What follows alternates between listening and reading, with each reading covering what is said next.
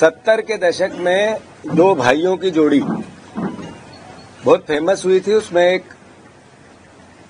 इंदिरा जी के बेटे आदरणीय संजय गांधी जी और कमलनाथ जी। तब से लेके आज तक कांग्रेस पार्टी की विचारधारा और सोनिया गांधी जी, राहुल गांधी जी, इंदिरा गांधी जी, राजीव गांधी जी, सबके साथ एक परिवार जैसा व्यवहार, अपनत्व और भरोसे की भावना अगर कहीं देखने को मिलती है तो इसी दो परिवारों के बीच उस केमिस्ट्री को पूरे देश ने और हम सब ने देखा है। साथियों, 80 में जब पहली बार कमलनाथ जी चुनाव लड़े तो इंदिरा जी ने आम सभा में ये भावना व्यक्त की कि ये मेरा तीसरा बेटा है। कमलनाथ जी के लिए तीसरे बेटे की एक संज्ञा दी। उससे आगे बढ़कर इस 45 साल की यात्रा में, राजनीतिक यात्रा में कमलनाथ जी की पिछले 7 साल से वो मध्य प्रदेश की कांग्रेस पार्टी के मुखिया के तौर पे हम सब कांग्रेस के कार्यकर्ताओं के साथ कंधे से कंधा मिलाकर हर परिस्थिति में सुख में, अच्छे में और बुरे में पूरी दृढ़ता से कांग्रेस के विचार को आत्मसात करके विपक्ष की भूमिका निभाते हुए निडरता से अपना कार्य करते रहे। साथियों, मुझे ज्ञात है वो पल, वो समय जब सिंधिया जी ने कांग्रेस पार्टी को ये सरकार गिराई थी। तब भी कांग्रेस का एक एक कार्यकर्ता कमलनाथ जी के विचार और उनके नेतृत्व के नीचे खड़ा था।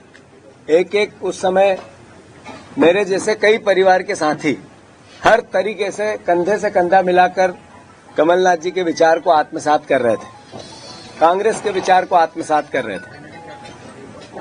अंतोगत्वा मैं आप सबसे अनुरोध करना चाहता हूं, जो खबरें हैं निराधार है। कोई किसी प्रकार की वो भावना, कभी सपने में आप सोच सकते हो कि इंदिरा जी का तीसरा बेटा कांग्रेस छोड़ सकता है? कभी सपने में भी ये विचार आ सकता है कि अभी 2 महीने पहले जिनके नेतृत्व में हमने चुनाव लड़ा है कि कांग्रेस का कार्यकर्ता अपनी जान अड़ाकर उनको मुख्यमंत्री बनाने के लिए अपना सब कुछ निछावर करता रहा, क्या उनको छोड़ने की बात कमलनाथ जी कर सकते हैं? कभी सपने में भी आप सोच सकते हैं कि जब सिंधिया जी जा रहे थे, सरकार गिरा रहे थे, तब हमारे जैसे लोग पुलिस के और उनके गुंडों के डंडे खा रहे थे कमलनाथ जी को मुख्यमंत्री बनाने के लिए जगह जगह, वो हमें छोड़ के जा सकते हैं? कांग्रेस पार्टी को छोड़ के जा सकते हैं? मैं फिर से, जैसा कि अफवाहें हैं, राज्यसभा का चुनाव में अशोक सिंह जी का नाम कांग्रेस पार्टी में आदरणीय कमलनाथ जी ने प्रस्तावित किया था और उसी के आधार पर हम सब विधायकों ने भी किया था, हमारे पूरे नेतृत्व ने एक साथ मिलकर किया था और सर्वसम्मति से अशोक सिंह जी को राज्यसभा भेजा गया। और यही कारण है कि वो एकमात्र कांग्रेस के उम्मीदवार आप सबके बीच में है। तो मैं फिर से, ये खबरें निराधार है और मैं मानता हूं कांग्रेस का एक एक कार्यकर्ता जो विपक्ष की भूमिका हमें निभाने को लेकर जनता का जनादेश मिला है, उसमें दृढ़ता से लगे हैं, लगेंगे बहुत जल्दी।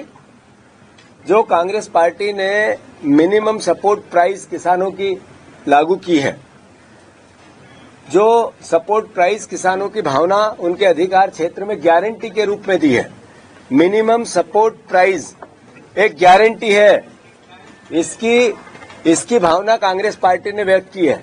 इसके कार्यक्रम जारी हो रहे हैं और मैं मानता हूं कि सभी परिवार के यहां उपस्थित